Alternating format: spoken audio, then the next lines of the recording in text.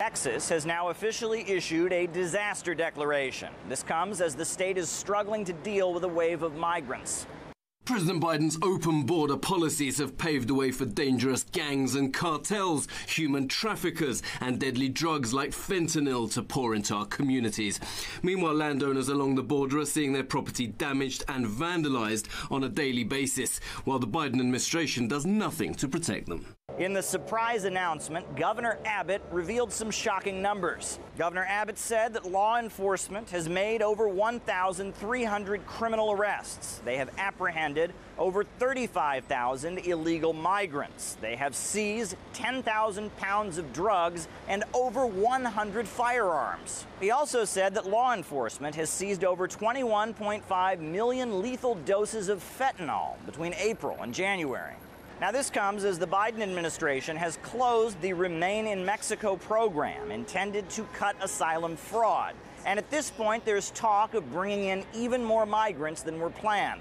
The department is continuing to work with interagency partners to carry out this phased effort and to consider expansion to additional populations enrolled in migrant protection protocols. It looks like over 1 million people will cross the border in the remainder of this year if current trends prevail, and that does not include those who slip across unnoticed. We have an administration that is sending a message south of the border and around the world that the United States border is open. In the nearby state of Arizona, apprehensions about the border have gone up 290%. With a state of emergency declared back in April. With local officials gripped by the crisis, Vice President Kamala Harris has been declared the border czar in charge of dealing with the situation on the border. However, she seems to have other priorities. She has gone over 70 days without a press conference. Everything inside of me wants to say that this is going to force the Biden administration. Certainly, you would think that such a move by the governor really undermines the Biden administration. So naturally, they'd want to step up and do something.